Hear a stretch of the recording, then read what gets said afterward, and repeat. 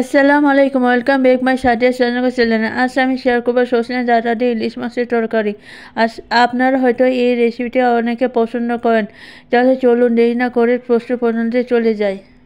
আমি নিয়েছি 5 টুকরা ইলিশ মাছ, একটা ইলিশ মাছের ডিম, এরপর স্বাদ মতো লবণ এখানে দিয়ে দিয়েছি।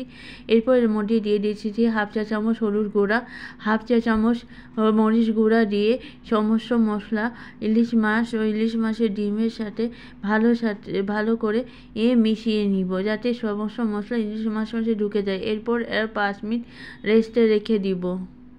কোনো মানুষের সয়টা। এরপর সামান্য হলুদ গুঁড়া আর সামান্য লবণ দিয়ে কুমড়ো বড়িকে খুব ভালো করে মিশিয়ে নিব। মিডিয়াম আঁচে সরিষার তেল এখানে একটা ফ্রাই প্যানে 3 টেবিল চামচ এখানে দিয়ে দিচ্ছি।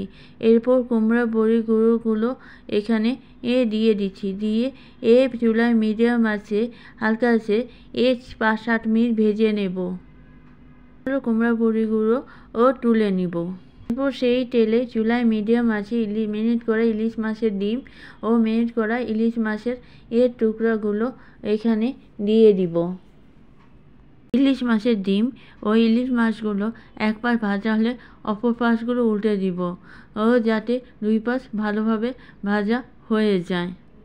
আমার ইলিশ মাছ ভাজা হয়ে গেছে। চুলায় মিডিয়াম আছে একটা কড়াইতে হাফ কাপ সরষের তেল এখানে দিয়ে দিচ্ছি 2 টেবিল চামচ পেঁয়াজ কুচি দিয়ে ভালো করে নেড়েচেড়ে ভেজে নিব। পেঁয়াজ যাতে পুড়ে না যায় তাই আমি হাফ কাপ পানি এখানে দিয়ে দিচ্ছি। এরপর এখানে দিয়ে দিচ্ছি হাফ কাপ পেঁয়াজ বাটা, 1 চা চামচ দিয়ে দিচ্ছি মরিচ গুঁড়া, 1 চা চামচ হলুদ গুঁড়া, 1 চা চামচ ধনে গুঁড়া, স্বাদ মতো লবণ। আবার পানি দিয়ে ভালো করে নেড়ে চেড়ে চুলায় ঢাকনা দিয়ে 5-7 মিনিট মশলাটা কষিয়ে নিব। 5-7 মিনিট পর আমি ঢাকনা তুলে নেব। এরপর এখানে মশলাটা ভালো করে কষে নেব। এরপর এখানে আমি দিয়ে দিচ্ছি 4টা কেটে রাখা টমেটো স্লাইস, সাইজের আলু এখানে স্লাইস করে কেটে এখানে দিয়ে দিচ্ছি। এরপর এটা ভালো করে নেড়ে চেড়ে মিশিয়ে নিব। এরপর চুলায় ঢাকনা দিয়ে ঢেকে আরও 15 মিনিট আলু ও টমেটো ওটা কষিয়ে নিব।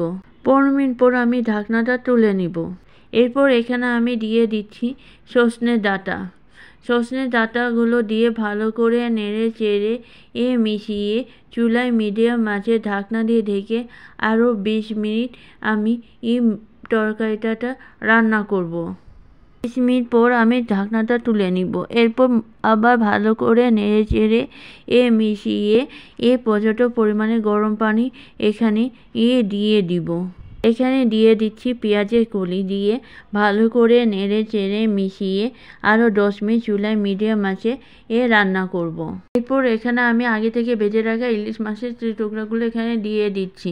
এরপর এখানে আমি ভেজে রাখা কুমড়া বড়িগুলো এখানে দিয়ে দিচ্ছি। এরপর আমি এখানে দিয়ে দিচ্ছি 8-10টা কাঁচামরিচ। এরপর এইখানে আমি দিয়ে দিচ্ছি 1 চা চামচ ভাজা জিরা গুঁড়া দিয়ে ভালো করে মিশিয়ে চুলায় মিডিয়াম আঁচে আরও 5 মিনিট এখানে রান্না করব।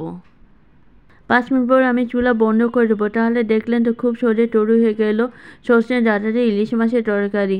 দেখতে খুবই লোভনীয় হয়েছে। আশা করি আমার আজকের রেসিপিটি আপনাদের কাছে ভালো লেগেছে।